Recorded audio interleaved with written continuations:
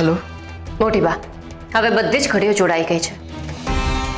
દાદાએ આજે એમના ટ્રસ્ટ વિશે વાત કરી.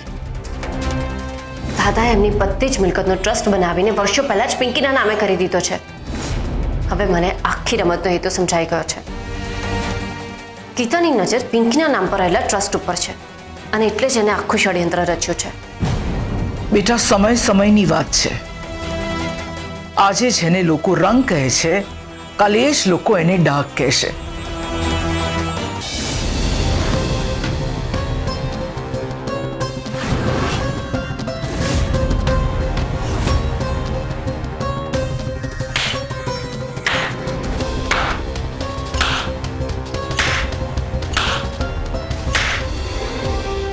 વાહ સરગમ વાહ.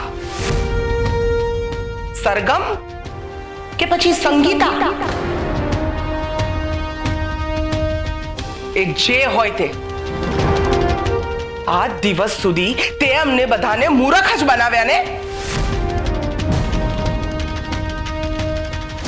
અરે એક ક્ષણ માટે પણ તને મન ન થયું કે તું સાચું અમને કહી દે?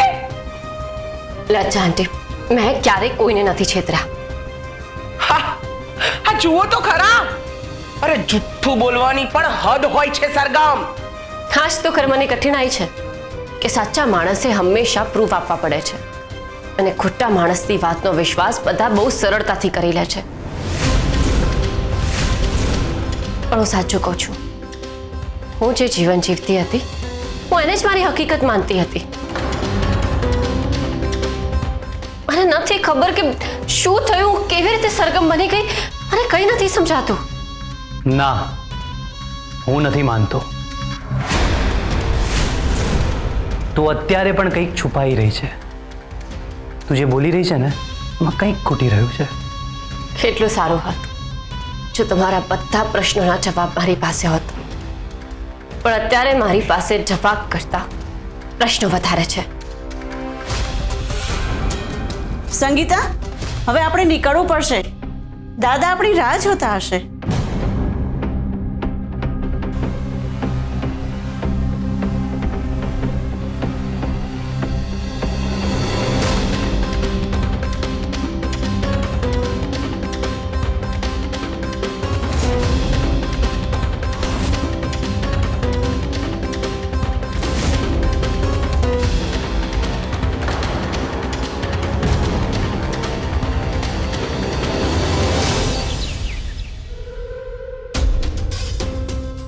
મોટી બા, શું થયું? કયા વિચારોમાં ખોવાયેલા છો? મીરા બહુ, તમે કિન્નરીને પહેલી વાર ક્યાં મળ્યા હતા? મોટી બા, હું જ્યારે મંદિરે ગઈ હતી ને તો મને બહાર નીકળતા જ મળ્યા હતા એ, અને મારી સાથે વાતે વળગી ગયા અને બીજે દિવસે તો ઘરે આવી ગયા અને આજે પાછી ફરી આવી ગઈ. કોઈ અજાણી સ્ત્રી વારંવાર આમ એક જ ઘરમાં આવી જાય? આજે તો સીધી એ પિંકી પાસે પહોંચી ગઈ હતી અને મને નથી લાગતું કે આ માત્ર કોઈ સંયોગ હોય.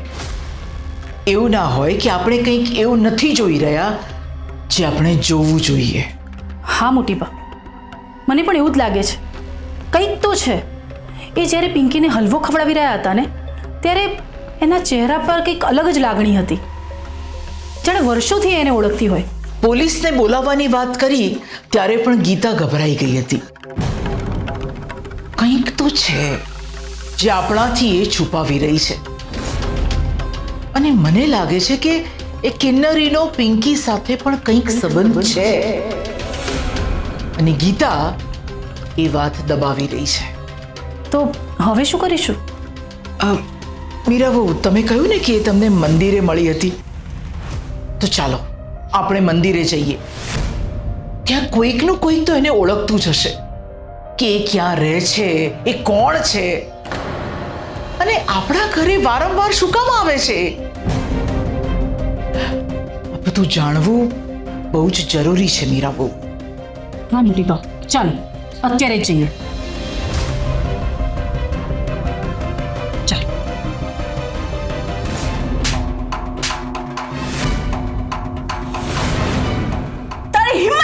ચાલે તે પગ મૂકવાની અને પાછી તું તારા હાથથી પિંકીને ખવડાવવા માંડી. હું તો ખાલી ચૂપ! એક શબ્દ પણ બોલી છે તો તને તારા બધા પૈસા મળી ગયા હતા તોય તું આવી ગઈ. તને કહ્યું હતું નહીં કે તને ખબર પણ છે કે તારા એક પગલાથી આખો પ્લાન બગડી શકતો હતો. મારી ભૂલ થઈ ગઈ. હવે આવું ક્યારેય નહીં થાય. ભૂલ થઈ ગઈ. બધું બગડી શકતું હતું. તને ખબર છે કે આ બધું સેટ કરવામાં કેટલો સમય લાગ્યો. તને ચેતવણી આપી હતી. જો તું હવે પછી મારી વિરુદ્ધ એક પગલું પણ ભરીશ તો યાદ રાખજે હું કેટલી ખતરનાક છું ને એની તને કલ્પના પણ નથી. પછી તારી સાથે શું થશે ને એની જવાબદાર તું પોતે જ હશે. આજ પછી હું જ્યાં સુધી ના કહું ને ત્યાં સુધી મારી સામે પણ નહીં આવતી અને આ કુંદન નિવાસની આસપાસ તો ફરકતી જ નહીં. ચાલ નીકળ અહીંથી.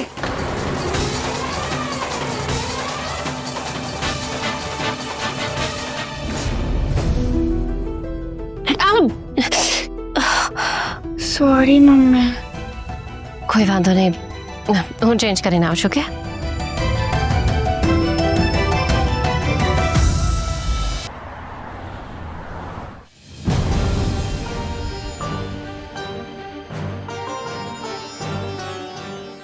મંદિર જેવી પવિત્ર જગ્યાએ આ બધું નહોતું થવું જોઈતું. અરે પણ શું થયું? આ ચિરાગે મંદિરમાં એક ભાઈને લાફો મારી દીધો. પણ કેમ? અરે મોટી બા સાથે એને ખરાબ વર્તન કર્યું, મારાથી સહન ન થયું. એની હિંમત કેવી રીતે થઈ મોટી બા સાથે આવું વર્તન કરવાની? મોટી બા, એ ભાઈ તમારી સાથે આવું વર્તન કેમ કરી રહ્યા હતા અને તમે એને કશું કહ્યું કેમ નહીં? મોટી બા, મને થયું એને એક નહીં પણ 10 થપ્પડ મારી દઉં. મોટી બા, તમે કે બોલી કેમ નથી રહ્યા? મોટી બા બોલો ને, માણસ કોણ હતો? અને એની વાતચીત પરથી એવું લાગતું હતું કે એ તમને સારી રીતે જાણે છે. અને એવું કેમ કહી રહ્યો હતો કે એને જવાબ જોઈએ છે, જવાબ જોઈએ છે? મોટી બા બોલો, એને શેનો જવાબ જોઈતો હતો? હું નથી ઓળખતી એ માણસને. ખબર નહીં શેના જવાબો જોઈતા હતા એને. અચ્છા, એટલે તમે એને નથી ઓળખતા એમ ને? નથી ઓળખતી હું એ વ્યક્તિને. અરે કેટલાય દિવસથી મારી પાછળ પડી ગયો છે, હેરાન કરી રહ્યો છે મને. મોટી બા, એ જે રીતે તમને રોકી રહ્યો હતો એવું લાગતું હતું કે એની સાથે તમારે કોઈ જૂનો સંબંધ છે. હા, એક સેકન્ડ માટે મને પણ એવું જ લાગ્યું. પણ ના, હું એને નથી ઓળખતી. ભગવાન જાણે એને શેના જવાબો જોઈતા હતા. કોઈ વાંધો નહીં, હમણાં જ ખબર પડી જશે કે એને શું જોઈતું હતું અને એ તમારી પાછળ કેમ પડ્યો હતો. કેવી રીતે? મારી પાસે એ વ્યક્તિનો ફોટો છે. મોટી બા, એ મને ક્યાંય પણ ભટકાયો ને સીધો એને પોલીસના હવાલે કરી દઈશ. લાવ, મને બતાવ કોણ હતો એ માણસ. હા મમ્મી. અરે મોટી બા, તમે શું કરી? મોટી બા, હા તમે શું કર્યું? જે કર્યું એ બરાબર જ કર્યું છે. આવા માણસનો ફોટો પણ આપણા ઘરમાં ના હોવો જોઈએ.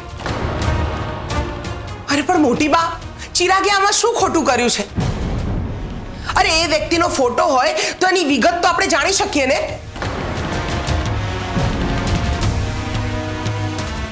એ તો હું નથી ઈચ્છતી. મોટી બા, શું વિચારો છો? એ જ કે આ વાતને અહીંયા જ પૂરી કરી દઈએ. મારે આ વિષય પર વધારે ચર્ચા નથી કરવી. અરે મોટી બા, એવું કેમ લાગે છે કે મોટી બા કંઈ છુપાવી રહ્યા છે? આખરે મોટી બાના મનમાં ચાલે છે શું? હોય ના હોય, પણ મારું મન એમ કહે છે કે મોટી બા કંઈક તો એવું છે જે જણાવવા નથી માંગતા.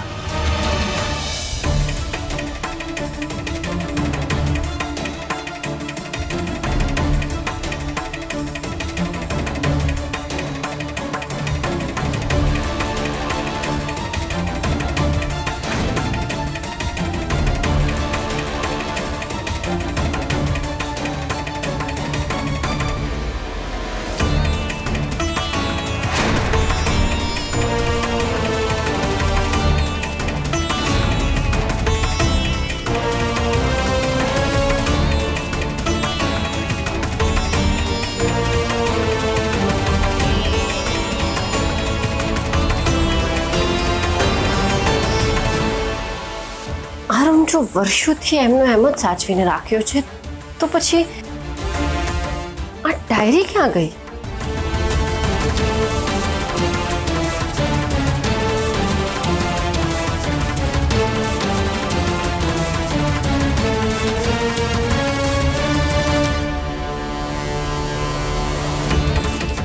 હારુની દરેક વસ્તુ એટલી પરફેક્ટ છે, જાણે જ્યાંથી મળવી જોઈએ ત્યાં જ છે, કે પછી ત્યાં મૂકવામાં આવી છે.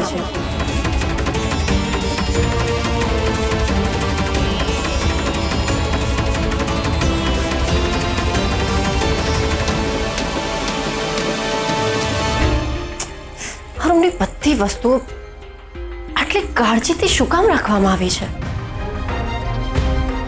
અને આખરે આ ડાયરી કોણ અને ક્યારે લઈ ગયો હશે?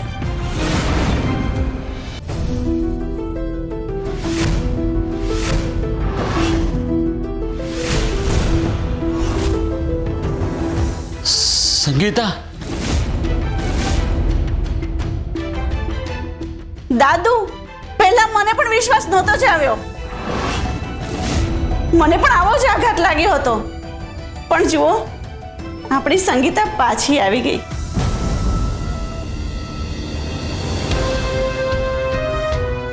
બેટા, ક્યાં હતી તું આટલા વર્ષો? તને તારા દાદાની યાદ પણ ના આવી? તને ખબર છે અમે કેટલી તારી રાહ જોઈ છે. દાદા, મને પણ ક્યાં ખબર હતી કે સંગીતા જીવતી હશે. થોડા દિવસ પહેલા અચાનક એ ગાર્ડનમાં મળી ગઈ. ધીમે ધીમે ખબર પડી કે 5 વર્ષ પહેલા એનો એક્સિડન્ટ થયો હતો અને એમાં એ પોતાની યાદ શક્તિ ગુમાવી બેઠી હતી. હજુ પણ એને બધું યાદ નથી આવ્યું. બેટા, મને માફ કરી દો. 10 વર્ષ પહેલા ગુસ્સામાં મેં તમને બંનેને ઘરેથી કાઢી મૂક્યા હતા અને મારી જિંદગીની સૌથી મોટી ભૂલ હતી. ભગવાને મને સજા પણ બહુ મોટી આપી. અરે, આ ઢીંગલી કોણ છે? દાદા, એ તમારી પૌત્રીની દીકરી પિંકી. પિંકી?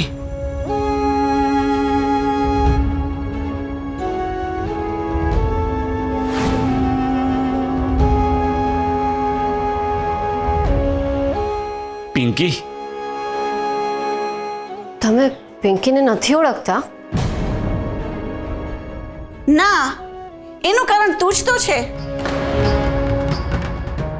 હું એટલે? તે મારી પાસેથી વચન લીધું હતું કે તારી પરમિશન વગર હું પિંકીને દાદા સાથે નહીં મળાવું. અને એટલે જ અત્યાર સુધી મેં પિંકીને દાદાથી દૂર જ રાખી છે. બેટા, આટલી મોટી વાત તે મારાથી છુપાવેલી રાખી? પિંકી આટલા વર્ષોથી તારી સાથે હતી અને મને ખબર બી ના પડી.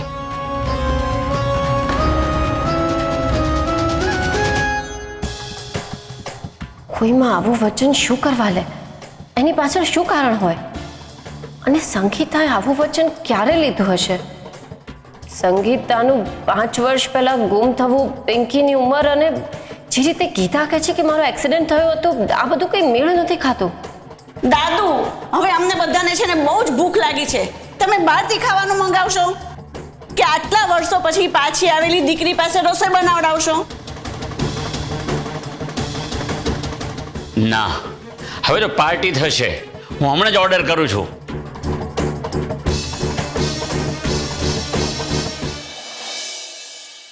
પિંકી, શું થયું બેટા? કેમ એટલે ચૂપ છે? જો, હું તારી મમ્મીનો દાદા થાઉં એટલે તારો પરદાદા થાઉં.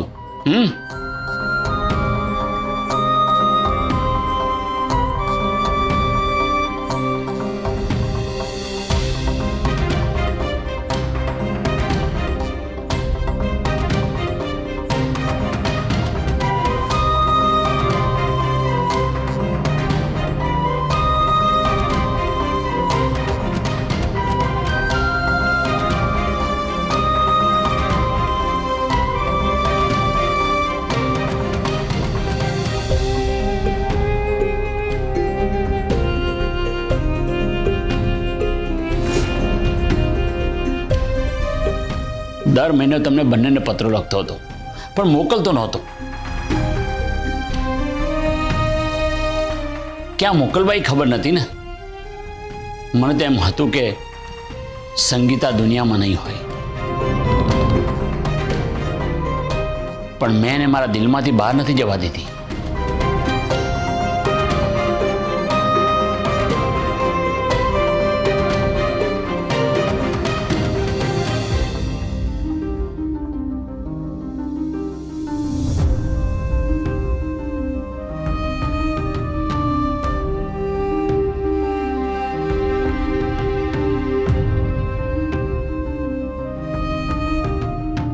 પિંકી, જો તારી મમ્મી નાનપણમાં કેવી લાગતી હતી, અને આ જો એ સ્કૂલમાં જતી હતી ત્યારે કેવી લાગતી હતી.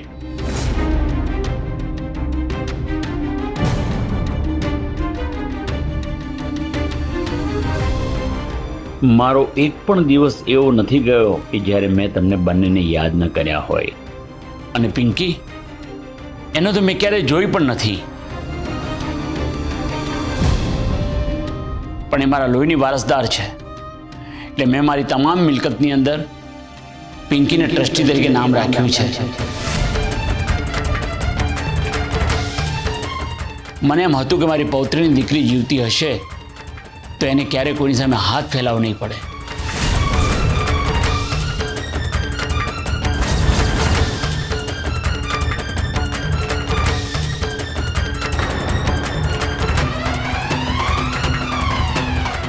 અચ્છા, તો હવે સમજમાં આવી આ આખી રમત.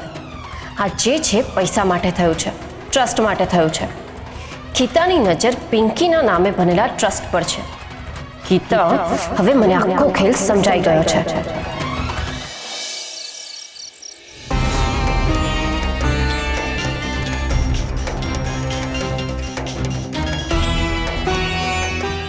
હેલો. મોટી બા, હવે બધી જ ઘડીઓ જોડાઈ ગઈ છે. દાદાએ આજે એમના ટ્રસ્ટ વિશે વાત કરી. દાદાએ એમની બધી જ મિલકતનો ટ્રસ્ટ બનાવીને વર્ષો પહેલા જ પિંકીના નામે કરી દીધો છે. હવે મને આખી રમતનો હેતુ સમજાઈ ગયો છે. ગીતાની નજર પિંકીના નામ પર રહેલા ટ્રસ્ટ ઉપર છે, અને એટલે જ એને આખું ષડયંત્ર રચ્યું છે. બેટા, સમયની વાત છે. આજે જેને લોકો રંગ કહે છે, કાલે જ લોકો એને ડાઘ કહેશે. સમય જ્યારે તારી તરફેણમાં નહોતો ત્યારે બધાને, તને પોતાને તારા પર શંકા હતી, પણ અત્યારે દરેકે દરેક પુરાવા સરગમ તારી તરફેણમાં છે. અને અહીંયા પણ પરિસ્થિતિ ઝડપથી બદલાઈ રહી છે. એટલે એમ કે ચિરાગે એની રીતે તપાસ શરૂ કરી દીધી છે. સંગીતાના એક્સિડન્ટ વિશે એણે ઘણી બધી માહિતી મેળવી લીધી છે. એટલે મને લાગે છે કે આ રમત બહુ લાંબી નહીં ચાલે. પણ મોટી બા, આ બધામાં મને એક વ્યક્તિ માટે બહુ દુઃખ થઈ રહ્યું છે. દાદા માટે. દાદાને જોઈને એમની ઉપર બહુ દયા આવે છે મને, કે મને પોતાની સંગીતા માનીને બહુ જ ખુશ થઈ ગયા છે.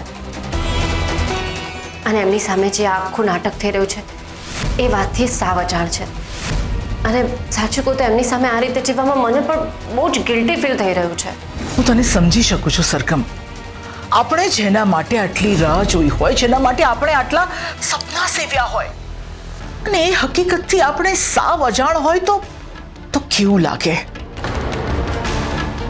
દાદા માટે મને પણ એટલી જ લાગણી છે, પણ હમણાં સત્ય કહેવાનો સમય નથી સરગમ. ગીતા પોતાનું પહેલું પગલું ભરે, અને એ ભરે નહીં ત્યાં સુધી આપણે રાહ જોવી પડશે. સરગમ, પછી આપણે આખું સત્ય દાદાને કહી દઈશું. પણ ત્યાં સુધી તું જાણે કંઈ જાણતી જ નથી. સંગીતા બનીને જ રહેવાનું છે. હવે સમય બહુ ઓછો છે. આ ચિરાગે ઓનલાઈન તપાસ કરીને જાણી લીધું છે કે સંગીતાનું અકસ્માતમાં મૃત્યુ થયું હતું. શું? હા, અને એટલું જ નહીં, એ બોડીની ઓળખ અને ક્લેમ કરવાની કાર્યવાહી તે જ કરી હતી. તો આપણે ફસાઈ જઈશું. હા, ચિરાગ હવે સાચી દિશામાં પહોંચી રહ્યા છે અને જો સરગમે કડી જોડી લીધી ને તો આખી રમત પત્તાના મહેલની જેમ ધરાશયી થઈ જશે. તો પછી હવે મારે શું કરવાનું છે? ગીતા ગીતા તારે જે કંઈ પણ કરવું હોય ને એ આ એક જ દિવસમાં કરી જ લેવું પડશે. હવે હું એક પણ ભૂલ નહીં કરું અને હવે પછીની દરેક ચાલ હું સમજી વિચારીને જ ભરીશ. એક એક પગલું સમજી વિચારીને ભરવાનું છે. કોઈ પણ પ્રકારની ઉતાવળ કરવી નહીં. ગીતા પોતાની પહેલી ચાલ ચાલે ત્યાં સુધી રાહ જોવાની છે. એ લાલચમાં આવીને કોઈ પણ ભૂલ કરશે એટલે એની આખી રમતનો પર્દાફાશ થઈ જશે. મોટી બા, મેં જીવનમાં બહુ જ ધીરજ રાખી છે અને હવે પણ રાખીશ અને યોગ્ય સમયની રાહ જોઈશ.